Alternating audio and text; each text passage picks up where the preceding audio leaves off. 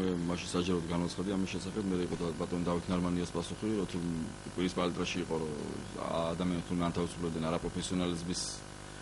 არაპროფესიონალიზმის ნიშნით, მე სასამართლოში უკვე შეტანილი გვაქვს სარჩელი, შესაბამისად ველოდებით როდის ჩაინიშნება სასამართლოს თქმა, ანუ მე ეხა უკვე მე ისჯერია რომ მერიამ დაასაბუთოს თუ რატომ მოხდა ჩემი თანამდებობიდან გათავისუფლება და მე ერთი ფაქტი არის, რომელიც აუცილებლად მინდა რომ ამ ფაქტს გამოეხმაურო, ჩემ ადგილას საზოგადოების ცნობილია რომ დანიშნეს კახი კალაძის ცოლის ძმა 23 წლის ბავშვი, რომელსაც არანაირი გამოცდილება არ აქვს საჯარო სამსახურში მუშაობის და მისი CV-ის სახელი და გვერდზე დაიწყო რომ თავდება პირადი ნომერი.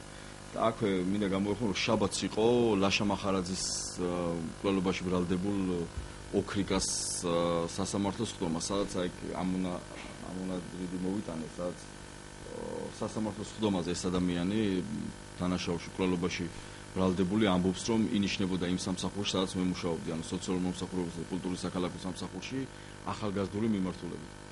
მე მინდა რომ მეტი სიცხადისთვის საზოგადოებისთვის უფრო გასაგები რო იყოს ეს ყველაფერი. სამსახურის უფროსი, სოციალურ მომსახურებასა და კულტურის საქალაქო სამსახურის უფროსი ბატონი გელაჩევიაშვილი არის კრიმინალში ეჭვმიტანი და დადასტურებულია 2011 წელს ამ ადამიანმა ჯანდაცვის სამინისტროში მუშაობდა, დაკავებული იყო გაფლანგვის ფაქტზე, მან ითანამშრომლა გამოძიებასთან და შესაბამისად საპროცესო გარიგების შემდეგ მოხდა რომ ეს ადამიანი არ მოხვდა ციხეში. დღეს ეს ადამიანი არის სამსახურის უფროსი. ამავე სამსახურში უფროსის მოადგილედ დანიშნეს კახი კალაძის ცოლის ძმა, რომელიც არის 23 წლის, რომელსაც არანაირი გამოცდილება არ აქვს საჯარო სამსახურში მუშაობის და შესაბამისად ეს ადამიანი ვერ იქნება ის პიროვნება, რომელიც შეიძლება რომ ამ ეს თანამდებობა დაიკავოს და შესაბამისად ნორმალურად უზრუნველყოს თავისუფლება მოვალეობის შესრულება. და მესამე, მკვლელობაში ბრალდებულმა ოქრიკამ განაცხადა, რომ ინიშნებოდა ამ სამსახურში. ალბათ საზოგადოებისთვის მარტივი გასაგებია, რატომ აღარ იყო იმ სამსახურში უკვე ჩემი ადგილი. შესაბამისად, აქ მაქვს მე არასამთავრობოების განცხადება, ახალგაზრდა იურისტების გამჭვირვალობა საქართველოსთვის, ანუ ამ არასამთავრობოების განცხადება, სადაც ქალაქ თბილისის მერს მიმართეს, რომ ეს ფაქტები გამოიძიონ, რომ ანუ ფაქტები, რომლებიც გულისხმობს იმას, რომ მერიაში სხვადასხვა თანამშრომლებზე საჯარო მოხელეებზე მიმდინარეობს ფსიქოლოგიური ზეწოლა, დაშინება და შესაბამისად ამ ადამიანებს თხოვენ განცხადებების დაწერას. ვინც არ წერს განცხადებას, ამ ადამიანებს ათავისუფლებენ ბრძანებით.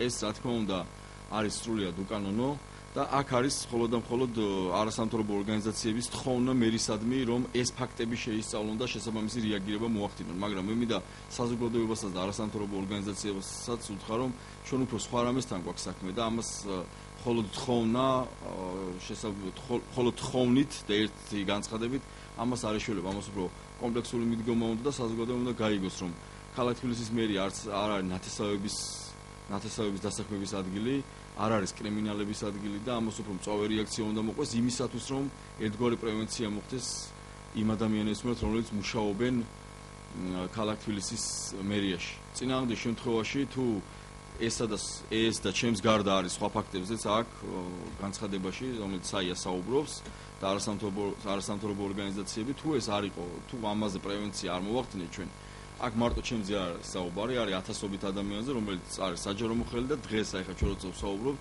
არიან ფსიქოლოგიური ზეწოლის ქვეშ, რომ მათ დაწერონ განცხადება. მე მიმართე უკვე სასამართლოს, სარჩელი შეტანილი ერთი კვირა უკვე რაც შევიტანეთ, ველოდებით შესაგებელს ეგრეთ წოდებულს ველოდებით. პოლიტიკას აქ ამაზე არ საუბარი, ვინმე პოლიტიკური ნიშნით არის განთავისუფლებული, უბრალოდ უკანონოდ ხდება ადამიანების განთავისუფლება და ეხლა ვიღაცას შეიძლება პოლიტიკური ნიშნით ათავისუფლებენ, ვიღაცა სხვა ნიშნით ათავისუფლებენ, მაგრამ ფაქტია, რომ ამ ადამიანებს ანთავისუფლებენ უკანონოდ. არ მინდა მე ვთქვა, რომ ეს არის პოლიტიკური ანგარიშწორება. ეს არის უბრალოდ ეს ხდება იმისთვის, რომ გამოანთავისუფლონ ადგილები, დაინიშნოს კახი კალაძის ცოლის ძმა, დანიშნულია უკვე ეს ანუ არ დაუმალავს თბილისის მერს და თქვა, რომ ეს ადამიანი კი ამ თანამდებობაზე არის. მის პროფესიონალიზმზე ვერც მან ვერ გააკეთა, ვერ თქვა ვერაფერი, უბრალოდ თქვა, რომ იცნობს და კარგი ბავშვია. გასაგებია, კარგი ბავშვი შეიძლება ბევრი იყოს თბილისში, ხო?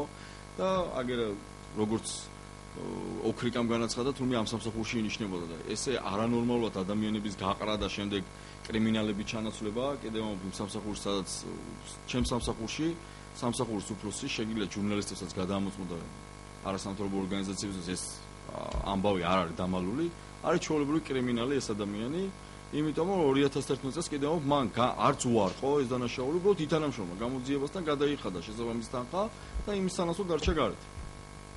ეს არის პრობლემა ვფიქრობ რა. კი ბატონო. კი. არა. მე გამათავისუფლეს 22 აგვისტოს ბრძანებით რომ არაჯეროვნად ვასრულებდი უბრალო მოვალეობას. ამის ახსნას სასამართლო, ამის დამტკიცება სასამართლოში მოუწევს ქალაქ თბილისის მერიას იმავე თანამდებობაზე. რომელ თანამდებობაზეც მე თურმე არაჯეროვნად ვასრულებდი, დანიშნეს კახიკალაძის ცოლის ძმა. 23 წლის ბავშვი, რომელსაც აბსოლუტურად არანაირი გამოცდილება არ აქვს. კი, სამსახურის უფროსი არის გელაჩივი. ხო, აქამდე მე არ მინდა ამ ფაქტზე არ გამიმახვილებია ყურადღება და. არა, უფროსი არის, შეიცვალა, მამუკა კაცარავა იყო და არის გელაჩივიაშვილი. ეხლა ხო, ანუ აქამდე არ მithქვამს ეს, მაგრამ ის რომ ეხა უკრიკამაც გააკეთა განცხადება, თურმე იქ იწყებდა მუშაობას, აქ ნათესავები მოყავს, ახლა არეშიძეს უნდა ვინმე რაჭველა დაასაქმოს განყოფილების ხელმძღვანელად და ახლა ჩემი სოციალური მომსახურების კულტურის საქალაქო სამსახურში ერთ-ერთ განყოფილების უფროსზე მიმდინარეობს ზეწოლა, რაც არასამთავრობოების ანგარიშიც არის და უნდა რომ მის ადგილას დანიშნოს რაჭველა, ეს არანორმალურია ახლა. თუ ამაზე ვინმე ხმა არ ამოიღო, ვიღაცას ერიდება, ვიღაცას ეშინია, ვიღაცა კიდევ უკან იხოს, მაგრამ მე ვფიქრობ, ჩემი ვალდებულებაა, რომ მე ჯერ პირველ რიგში დავიცვა ჩემი საკუთარი თავი და ჩემი ინტერესები და სასამართლოში მე დავამტკიცებ, რომ ვარ მართალი და გარდა ამისა, ერთგვარი პრევენცია იყოს იმ ადამიანებისთვის, რომლებიც საჯარო სამსახურში დღესაც მუშაობენ და დღესაც მიმდინარეობს მათზე ფსიქოლოგიური და სხვადასხვანაირი ზეწოლები. ან თუ ამაზე ვიღაცამ არ ილაპარაკა. კი.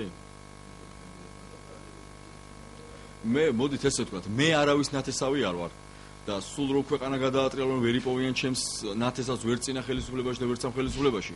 ამიტომ ეხა მე სხვის მაგივრად და წინა ხელისუფლების დროს რა იყო საერთოდ არ მაინტერესებს. მე აქ კონკრეტულ შემთხვევაზე ვსაუბრობ, არის ჩემი შემთხვევა, რაც მოხდა, როგორც მოხდა და ვამბობ იმ შემთხვევებზე, რაც ეხლა ხდება ეხა. ამ კითხვის ადრესატი მე არ ვარ ნამდვილად.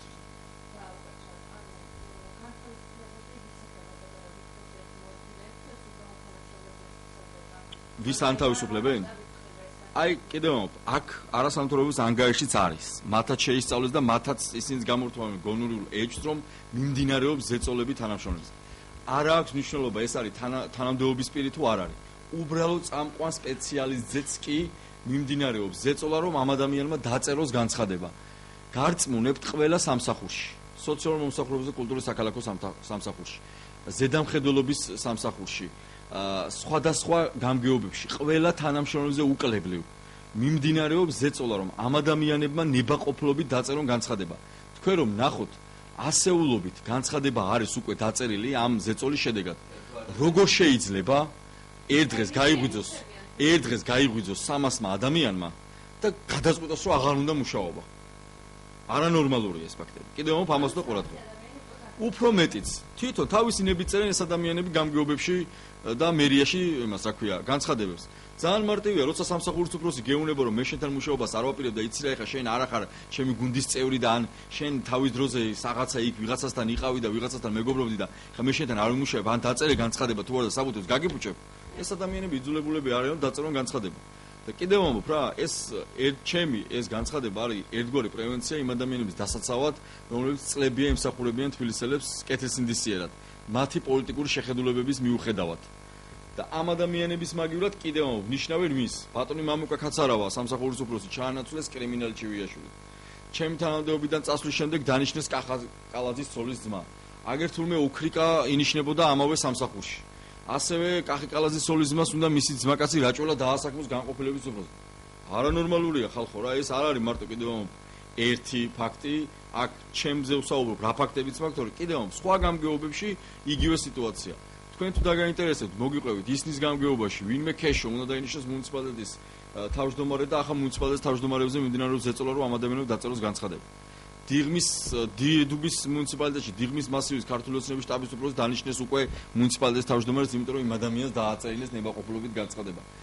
საშინელი სიტუაციაა, მე კიდე რამდენიმე ადამიანთან იქიდან გამომდინარე დაინტერესებული ვარ ამით და ყველასთან ვცდილობ რომ კონტაქტი დავამყარო და იმ ადამიანებსაც, რომელსაც შეუძლია რომ საჯარო თქვან და თავის ინტერესების დაიცვან და სხვა ადამიანებიც საბურთალოს რაიონში არის ხუთიშვილის მამა, რომელსაც 5 მცირეწლოვანი ბავშვი ყავს გაანთავისუფლა სამსახური და დააწერინ, ანუ გაანთავისუფლა სამსახურიდან და მასზე ზეწოლა სახორციელებდა არაუფლებამოსილი პირი, ანუ ეგრეთ წოდებული გამგებლის მეგობარი, ძმაკაცი, რომელიც აიძულებდა რომ მას დაეწერა განცხადება და ამის შემდეგ უკვე ის აპარატის უფროსად დაინიშნა. როცა ამ ადამიანზე ახორციელებდა ესე ვთქვათ ზეწოლად, მაშინ არ იყო თანამდებობის პირი. ეს ადამიანი მე დარწმუნებული ვარ, უკვე თავადაც ისაუბრებს და მასთან ეხა მაქვს საუბარი და ალბათ შეძლებს რომ ილაპარაკოს და თავის ინტერესების დაიცვას. და თუ დაგაინტერესებთ ანუ რაზეა ლაპარაკი, აი ეგ არის მოკლე კომენტარი, არის რას ამბობს ოქრიკა, კი? რომ ამ სამსახურში ინიშნებოდა.